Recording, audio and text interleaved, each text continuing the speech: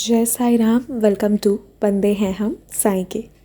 बाबा की कृपा से मैं आपको आज एक बहुत प्यारी सी लीला सुनाऊंगी और बस इतना ही कहना चाहूँगी कि जिसका बाबा साईं पकड़ लेते हैं एक बार हाथ, उसे फिर नहीं कर सकता कोई भी बर्बाद।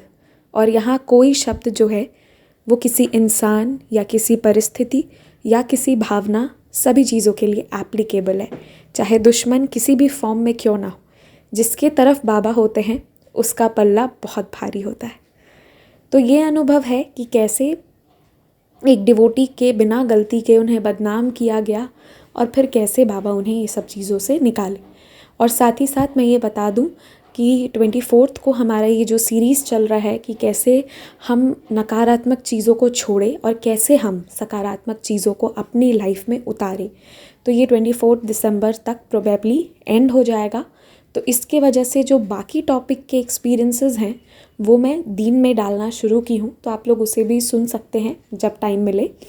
और ये वाला अनुभव जो है, ये वाली सीरीज़ प्रोबेबली 24 तक एंड करूँगी। और मुझे सबसे बड़ी बात जो यहाँ पे ये लगी कि मैंने एक इंसान की वजह से, सुब्रमण्यम जी के वजह से मैंने ये शुरू करा था।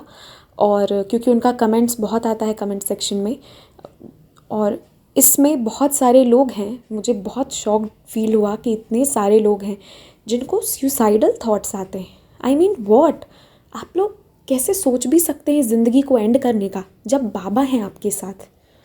जब बाबा हैं, अगर इंसान कोई गलती भी कर देना और बाबा से सच्चे दिल से सॉरी बोले तो बाबा उसे भी माफ़ करते हैं, उसे भी रास्ता दिखाते हैं कि तू अपने कर्मों को भी काट और आगे तरक्की कर।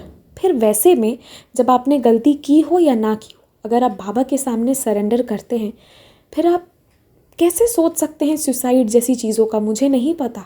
But I was shock to see ऐसे ऐसे इंस्टाग्राम और मेल पर बातें आई। तो आई वॉज लाइक, क्या आप लोगों में बहुत सारे लोग हैं जिन्हें ये समझने की ज़रूरत है कि अगर आपसे कोई गलती हुई है, उसकी भी सज़ा मिल रही हो, वो भी बाबा के सामने रखिए, बाबा से माफ़ी मांगिए।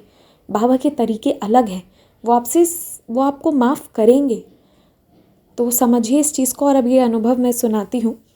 इनके साथ क्या हुआ था कि ये जिस शहर से, जिस जगह से बिलोंग करते हैं, वहाँ पे 12th के बाद लड़कियों की शादी की बातें शुरू हो जाती है और अर्ली एज में ही उनकी शादी कर दी जाती है। तो अभी इनके साथ इन्हें शादी करने का मन नहीं था। इन्हें मन था कि मैं पढ़ूं, पर क्योंकि इनके पेरेंट्स जो थे वो रिश्ता देखना शुरू कर दिए और ये जस्ट 12th पास आउट थी, तो इन्हें पता था कि अभी कोई मेरी सुनने नहीं वाला है। तो 2015 की बात है, जिस लड़के से उन लोगों ने फ़ाइनल करा कि चलो इससे इसकी शादी करेंगे, वो लड़का इन्हें बिल्कुल पसंद नहीं था। और ये जो लड़का इनके लाइफ में आने वाला था, ये इंसान इन लोगों के गांव से था, उसी गांव से था जहाँ से ये लोग भी बिलोंग करते थे। तो रिलेटिव्स जो थे वो इससे जानते थे, ये भी जानती थी। और वो लड़का बहुत अच्छा नहीं था। उस लड़के का बैकग्राउंड ऐसा था कि उसने बहुत सी लड़कियों के साथ गेम खेला हुआ था। पर ना इनके पेरेंट्स का कहिए कि परिस्थिति ऐसी बन गई थी, या फिर कभी कभी मन ही ऐसा घूम जाता है ना, या ये बाबा की लीला होगी इनके लाइफ में आने का, कि वो जो इंसान था उसको इनके घर वालों ने फाइनल कर दिया और ये कुछ बोल नहीं पाई। तो ये बहुत रोती थी। एक तो अभी इन्हें आगे पढ़ने का मन था, इतने जल्दी शादी करने का मन नहीं था, और दूसरा ऐसे इंसान से शादी करने का मन नहीं था जो बहुत सी लड़कियों की ज़िंदगी को मतलब बर्बाद कर चुका हो। मजाक समझता था लड़कियों को, उनके कैरेक्टर पर उंगली उठाना, ये काम था उसका, सबको बदनाम करना। या तो मेरा काम करो, मेरी बात मानो, नहीं तो बदनाम हो, ये वाला सीन था। तो उसके बाद क्या हुआ कि इस लड़के ने, ताकि एक गेम इनके साथ भी खेला, उसने सोचा कि हम रिश्ता पूरा पक्का कर ले, कि ये पक्का मेरे से शादी कर ले, क्योंकि वो इंसान भी बाकी लड़कियों के साथ गलत कर रहा था। तो उसके भी कैरेक्टर पे तो दाग लगने लगा था ना। एक के साथ होगा, दो के साथ होगा, बट इतने सारों के साथ होने लगेगा तो लोग उससे भी तो डिस्टेंस करते होंगे। तो उसका ये था कि कहीं ना कहीं कैसे भी मुझे ऐसा कुछ करना है कि ये लड़की की शादी मुझसे ही हो। तो उस लड़के ने क्या किया कि एक कोई तीसरे लड़के का फ़ोटो लाया और उसके साथ ये जो साई डिवोटी हैं इनका फ़ोटो को एडिट करके जोड़ दिया, और इस फ़ोटो को वो हर जगह सर्कुलेट कर दिया, गांव में, रिश्तेदारों के बीच, घर पे। और ये फ़ोटो देखकर पहले तो इन्हें बहुत सुनना पड़ा, बहुत डांट पड़ी। और उस लड़के ने ये र्यूमर फैला दिया कि ये लड़की जो है किसी लड़के के साथ भागी हुई थी, इसका किसी के साथ अफेयर था, पर इसके मम्मी पापा जैसे तैसे करके भी मेरी ही इसके साथ शादी कराएंगे। तो ये सीन हो गया। अब जितने भी रिश्तेदार थे सबका फ़ोन आता, गांव से फ़ोन आता कि तेरी लड़की भाग गई क्या। बहुत गंदा सीन हो गया। और अब आप सोचिए जितने भी लोगों को ऐसे नेगेटिव फील करते हैं ना, फ्री में भी नेगेटिव, फ्री में भी जब कोई दिक्कत नहीं है फिर भी डिप्रेशन आता है, जिसके लाइफ में सच में आता है, सोचिए उसका क्या हाल होता होगा। तो इन्हें तो मतलब मर ही जाने का मन करता था कि, और लगता था कि मैं लड़की ही क्यों बनी। तो उसके बाद क्या हुआ ना कि इनके पेरेंट्स, पहले तो इन्हें बहुत डांट पड़ी, पर धीरे धीरे इनके पेरेंट्स को हर सच्चाई दिखने लगा।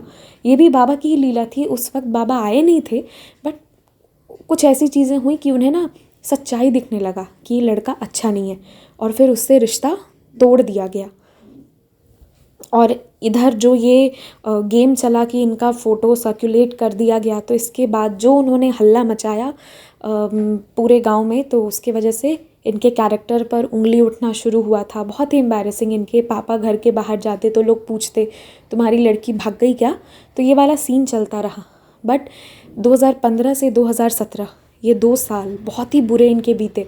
कभी हमेशा रोती रहती और किसी को बोल ही नहीं पाती कि मेरे मन में क्या चल रहा है, ठीक है। और जब भी कुछ ऐसा होता है ना, तो वो इंसान अगर गलती करा हो या ना करा हो, उसके हर एक्टिविटी पे लोग नज़र रखते हैं, वो किससे बात कर रहा है, किसके साथ क्या कर रहा है, ये वगैरह वगैरह। तो ये बहुत मतलब इतना गंदा समय इनके साथ जाने लगा। फिर 2017 में बाबा आए इनके लाइफ में, और ये बाबा का व्रत करना शुरू की, बाबा का सच्चरित पढ़ना शुरू की। और उसके बाद ना मतलब अपने आप इन्हें एक सुकून मिल गया, वो दिल के अंदर एक बैलेंस वाला सुकून मिलने लगा। इन्हें क्या करने लगी ना कि हर चीज़ को ये बाबा पे छोड़ना शुरू कर दी, जिसे कहते हैं सरेंडर करना। जिस जिस वजह से चिंता होती थी, अगर मेरे कैरेक्टर पे कोई उंगली उठाएगा तो बाबा आप संभालोगे, कोई मुझे किसी भी तरीके से परेशान करेगा बाबा आप संभालोगे। तो ये वाला चीज़ इन्होंने करना शुरू किया। और यही चीज़ जितने भी लोगों को प्रॉब्लम है ना, जिस भी वजह से, अगर आप सुसाइड भी करना चाहते होंगे, जो भी लोग करते हैं, सबके लाइफ में बहुत टेंशन रहती है, स्ट्रेस रहता है। तो आई थिंक उससे ओवरकम करने के लिए बहुत लोग ये कहते हैं, आप ऐसा क्यों नहीं करते हैं कि अपनी हर एक स्ट्रेस को बाबा के चरणों पे रख दें। जो काम नहीं हो रहा है बाबा से कहना शुरू कर दे, बाबा मेरे पेपर निकलवा दो, बाबा मेरा पैसा दिलवा दो, बाबा मेरी जॉब में पोजीशन चेंज करवा दो। हर छोटा काम बाबा को बोलना शुरू कीजिए।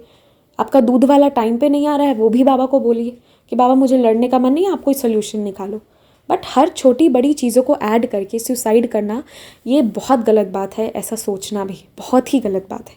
तो इन्हें भी मन करता था, पर बाबा इनका हाथ पकड़ लिया और ऐसा टाइट से पकड़ा ना 2017 में, फिर पीछे मुड़ के इन्होंने कभी नहीं देखा। और बाबा इतना अच्छे से सब कुछ निकाल दिए कि आज कोई ना ऐसा सवाल कर रहा है, ना कोई कुछ पूछ रहा है। Life is smooth and better now. मतलब अब चीज़ें बहुत बदल चुकी है और अब फ़र्क भी नहीं पड़ता, जिसको जो बोलना है बोलो। हम अपना कैरेक्टर सर्टिफिकेट नहीं दिखाने वाले, हमारे बाबा बैठे हुए हैं। अगर तुम फालतू का उंगली उठाओगे तो तुम ही तैयार हो जाओ, फिर मेरे बाबा तुम्हें भी सज़ा देंगे, ये वाली बात है। तो साईं भक्त हैं, बाबा पे विश्वास रखिए, इतनी चिंता क्यों करते हैं।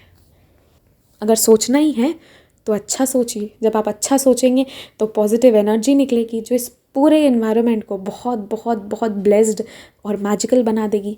वो कीजिए ना, बुरा मत सोचिए, और बुरा करने की सोचिए भी मत, क्योंकि ये ज़िंदगी ना मिलेगी दोबारा। ये लाइन याद रखिएगा। और अभी तक मैंने ये जो भी लोगों को नेगेटिविटी, ओवर थिंकिंग या सुसाइडल थॉट्स आना, डिप्रेशन होना, ये जो भी चीज़ें हैं ना, मैंने इसके पीछे का जिस्ट पढ़ा। वही है, लोग चिंता की वजह से ये करते हैं, और उसके पीछे की थ्योरी यही है कि जितने लोग ओवरकम कर पाएँ इस चीज़ को, वो बाबा पर सरेंडर कर दिए थे। तो आप भी बाबा पे सरेंडर कीजिए, बाकी बाबा पे छोड़िए। और हाँ, आपका कोई अनुभव हो तो हमारे साथ ज़रूर शेयर कीजिएगा। इंस्टाग्राम और ईमेल आईडी के डिटेल्स आपको डिस्क्रिप्शन में मिल जाएंगे। टेलीग्राम ग्रुप लिंक भी डिटेल्स आपको डिस्क्रिप्शन में मिलेगा। ओम साई राम।